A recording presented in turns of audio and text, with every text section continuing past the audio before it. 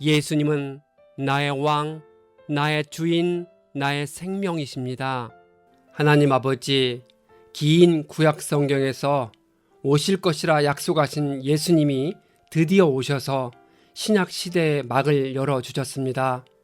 이제부터 신약 성경을 읽으며 오신 예수님에 대해 배우고 경험하며 다시 오실 예수님에 대해 기다리며 소망을 가지고 믿음 생활을 이어갈 수 있도록 인도해 주옵소서.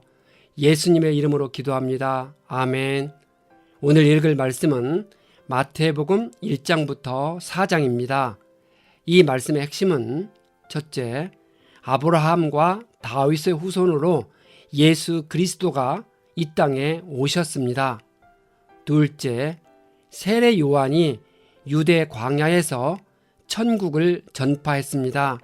셋째, 예수님은 요한에게 세례를 받으시고 마귀에게 시험을 받으셨습니다. 구약성경 말라기서와 신약성경 마태복음 사이에는 약 400년의 신구약 중간사가 이어집니다. 이 기간에 무슨 일이 있었고 어떤 상황에서 예수님이 오셨는지 간단히 정리하겠습니다. 말라기 선지자에게 여호와의 영이 감동되어 말씀이 임한 이후에는 어느 누구에게도 하나님의 계시가 임하지 않았습니다. 구약시대에 그 흔했던 수많은 선지자들의 활동이 더 이상은 나타나지 않았습니다. 약 200년간의 포로 귀환의 역사 속에 함께 하셨던 하나님은 그 이후 침묵하셨습니다. 마치 야곱과 70명의 가족이 이집트에 내려간 후 모세가 등장하기까지 약 400년 동안 무슨 일이 있었는지 성경이 침묵하는 것처럼 말라기 이후 예수님이 등장하기까지 약 400년 동안 성경은 역시 침묵합니다. 그래서 이 400년의 기간을 암흑시대 또는 신구약의 중간시대라고 일컫습니다. 어떤 사람들은 중간사를 공백기간이라고 말하기도 하는데 역사에 공백기간이란 없습니다. 우리가 다니엘서에서 본 것처럼 그 시대에도 하나님께서는 역사를 주관하셨고 섭리하셨기 때문입니다. 그 당시의 세계사적인 배경과 함께 이스라엘 백성들은 어떤 일들을 겪게 되었는가를 알아야만 신약 성경 시대를 보다 바르게 알 수 있습니다. 그 시기를 간단히 정리하면 바벨론 70년, 페르시아 200년, 헬라 그리스의 알렉산더 대왕 30년, 이집트 프톨레미 왕조 100년, 아시리아의 바벨론 통치자 셀루쿠스 왕조 34년, 유다가 독립하여 다스린 100년, 로마의 이스라엘 점령 주전 63년, 예수님은 주전 약 4년에 탄생하셨습니다. 마태복음 개관. 마태복음은 구약 성경이 끝나고 신약 성경이 시작되는 책으로 구약과 신약을 연결하는 다리 역할을 하고 있습니다.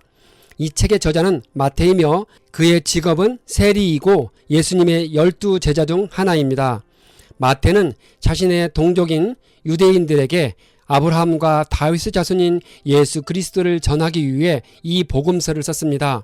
우리는 마태가 구약 성경을 자주 인용하는 것에 주목해야 합니다.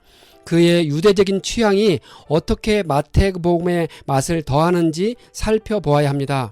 예를 들어 마태는 자주 하나님의 아들이라는 표현 대신에 다윗의 아들이라는 표현을 사용합니다. 마태복음의 주제 중 하나는 하나님의 왕국입니다. 마태복음에서 예수 그리스도를 약속된 왕이라고 기록합니다. 그가 구약시대에 일관되게 약속된 메시아이며 왕이심을 강조하고 있습니다. 천국이라는 말을 32번이나 반복하면서 그리스도의 왕된 통치권을 강조하고 있습니다. 그 왕국의 시민이 된다는 것이 무슨 뜻인지 예수님의 가르침에 주목할 필요가 있습니다.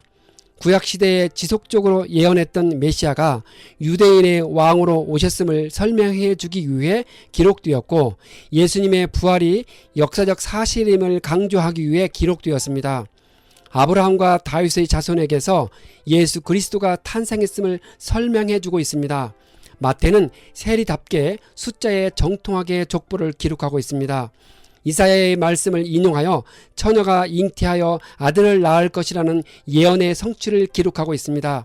그 후 공생애를 준비하고 사역을 시작하였고 갈릴리 지역을 중심으로 활동하고 있음을 기록하고 있습니다. 갈릴리 사역을 시작하며 산상설교를 했는데 최고의 설교 말씀입니다. 갈릴리 사역을 마치고 예루살렘으로 입성하여 종말에 대한 설교를 하셨습니다. 설교를 마친 후 십자가 순환에 대한 기록이 이어지고 마지막으로 죽음 후 부활에 대한 기록으로 마무리되고 있습니다. 1장 아브라함과 다윗의 자손인 예수 그리스도의 계보로 시작하고 있습니다. 맨 처음 예수님의 계보가 등장하는 이유는 모든 유대 남자들은 아버지를 통해서 계보를 되짚어 올라가는데 예수님도 그러한 육신의 계보가 있음을 보여줍니다. 이를 통해 예수님이 아브라함과 다윗의 후손이고 또한 그것은 일찍이 하나님이 이스라엘 백성과 맺었던 언약의 핵심이며 구약의 많은 선지자들이 선포한 메시아 예언의 온전한 성취임을 말해줍니다. 예수를 그리스도라 칭하고 있는데 그리스도라는 말은 이름이 아니라 직함입니다. 그리스도라는 말은 히브리어 메시아의 헬라식 표기입니다.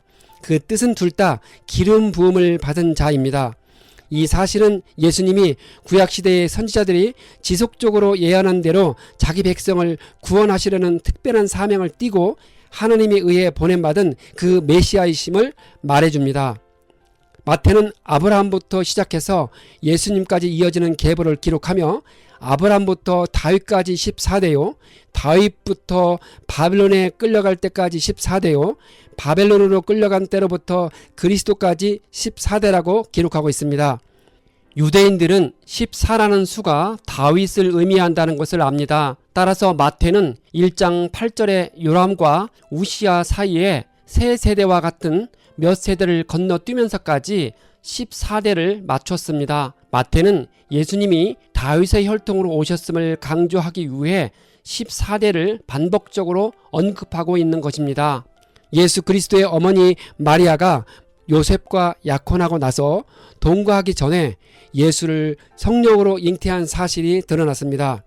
마리아의 남편 요셉은 의로운 사람이라서 약혼자에게 부끄러움을 주지 않으려고 가만히 파혼하려 했습니다. 주후 1세기의 유대 사회에서 약혼은 반드시 결혼을 전제로 한 혼전 계약이었습니다. 약혼 기간 동안에 남녀는 함께 산다거나 부부관계를 제외하곤 남편과 아내로 행동했습니다. 그래서 이 같은 약속 관계를 깨기 위해서는 이혼 절차가 요구되었습니다. 요셉이 조용히 끊으려고 생각하고 있었는데 주님의 천사가 꿈에 그에게 나타나서 다윗의 자손 요셉아 두려워하지 말고 마리아를 아내로 맞아들이라. 그 태중에 있는 아기는 성령으로 말미암은 것이라고 하며 아들을 낳으면 이름을 예수라고 부르라 합니다. 그가 자기 백성을 그들의 죄에서 구원하실 것이라 합니다. 예수는 주님께서 구원하신다라는 뜻을 지닌 히브리어 이름 여호수아의 헬라식 표현입니다. 이 모든 일이 일어난 것은 주님께서 예언자를 시켜서 이르시기를 보라 처녀가 잉태하여 아들을 낳을 것이요 그 이름을 임마누엘이라 하리라 하신 말씀을 이루라 하신 것입니다. 임마누엘은 번역하면 하나님이 우리와 함께 하신다는 뜻입니다. 임마누엘이라는 이름은 예수님이 태어나기 700년 전에 이사야 선지자가 예수님의 동정녀 탄생을 예언하면서 사용되었습니다. 예수님이 처녀의 몸에서 태어난다는 것은 아담의 원죄가 부모를 통해 그 인성에 전달되지 않았음을 의미합니다. 예수님이 죄에서 자유롭기 위해서는 자연적인 방식이 아닌 초자연적인 방식으로 태어나는 것이 꼭 필요했습니다. 하지만 초자연적이지만 여인의 몸에서 태어나는 상식을 지켰고 우리는 아브라함과 사라가 생식 기능이 끝난 후 하나님의 은혜로 이삭을 낳은 사실을 알고 있기에 가임 여성인 마리아가 성령으로 잉태할 수 있다는 사실을 믿을 수 있습니다. 요셉은 잠에서 깨어 일어나서 주님의 천사가 말한 대로 마리아를 아내로 맞아들였습니다. 그러나 아들을 낳을 때까지는 아내와 잠자리를 같이 하지 않았습니다. 아들이 태어나니 요셉은 그 이름을 예수라고 하였습니다. 성경은 분명히 요셉이 아이를 낳기 전에 잠자리를 하지 않았다고 기록합니다. 예수는 성령의 잉태로 처녀의 몸에서 태어나셨습니다. 2장 헤롯 왕 때에 예수께서 유대 베들레헴에서 나셨습니다. 그런데 동방에서부터 박사들이 예루살렘에 와서 유대인의 왕으로 나신 이가 어디 계십니까? 라고 물었습니다. 하나님은 동방 박사들에게 특별한 계시를 알려주셨는데 그들이 별을 연구함으로써 지혜와 진리를 추구하던 자들이었습니다. 마태는 하나님의 구원이 유대인들 뿐만 아니라 이방인들에게도 열려 있음을 보여주려고 했습니다. 헤롯 왕은 동방 박사들의 말을 듣고 당황하였고 온 예루살렘 사람들도 그와 함께 당황하였습니다. 왕은 백성의 대제사장들과 율법 교사들을 다 모아놓고서 그리스도가 어디에서 태어나실지 물어보았습니다. 그들은 미가서 5장의 말씀을 인용하면서 베들레헴에서 통치자가 나와 다스릴 것이라 말했습니다. 헤롯 왕은 박사들을 불러 아이를 찾거든 알려주면 자기도 그에게 경배할 생각이라고 했습니다. 동방 박사들이 왕의 말을 듣고 별의 인도함을 받고 가다가 아기가 있는 곳에서 별이 멈추는 것을 보았습니다. 그들은 별이 멈춘 그 집에 들어가서 아기가 그의 어머니 마리아와 함께 있는 것을 보고 엎드려서 그에게 경배하였습니다. 그리고 그들의 보물 상자를 열어서 아기에게 황금과 유황과 모략을 예물로 드렸습니다. 그들은 꿈에 헤롯에게 돌아가지 말라는 지시를 받아 다른 길로 자기 나라에 돌아갔습니다. 박사들이 돌아간 뒤에 주님의 천사가 꿈에 요셉에게 나타나서 헤롯이 아기를 찾아서 죽이려고 하니 일어나서 아기와 그 어머니를 데리고 이집트로 피신하라고 했습니다. 요셉은 아기와 어머니를 데리고 이집트로 피신하여 헤롯이 죽을 때까지 거기에 있었습니다. 이것은 주님께서 예언자를 시켜서 말씀하신 내가 이집트에서 내 아들을 불러냈다 하신 말씀을 이루시려는 것이었습니다. 그런데 왜 하나님은 요셉에게만 헤롯의 유아 학살을 경고하고 다른 가정들에게는 하지 않았을까요? 때로 하나님은 극적으로 인간사에 개입하십니다. 하지만 종종 인간의 악한 계략이 실행되는 것을 허용하기도 하십니다. 악인들의 잔인한 비인간성은 세상에 큰 고통을 줍니다. 비록 그런 것들이 하나님을 슬프게 하지만 하나님은 보다 차원 높은 뜻 아래서 악인의 파괴적인 선택을 허용하십니다. 그래서 하나님은 권력의 욕망에 사로잡힌 헤롯이 베들레헴에서 자영하려고 한 끔찍한 죄악을 제지하지 않으셨습니다. 하나님은 본래 계획한 구속사의 성취인 십자가에서 죽음을 준비해야 했기 때문에 그 당시 예수님은 반드시 살려야 했으므로 요셉을 통해 아기를 도피시킨 것입니다.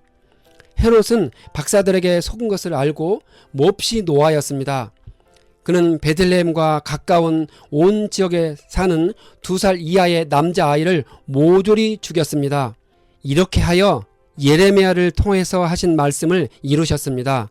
헤롯이 죽은 뒤에 주님의 천사가 이집트에 있는 요셉에게 꿈에 나타나셔서 아기와 그 어머니를 데리고 이스라엘 땅으로 가라는 말에 순종했습니다. 요셉은 헤롯의 아들인 아켈라오가 유대 지방의 왕이 되었다는 말을 듣고 그곳으로 가기를 두려워했습니다. 요셉은 꿈의 지시를 받고 갈릴리 지방으로 물러가서 나사렛이라는 동네로 가서 살았습니다. 이렇게 하여 예언자들을 통해 그는 나사렛 사람이라고 불릴 것이다 라고 하신 말씀이 이루어졌습니다.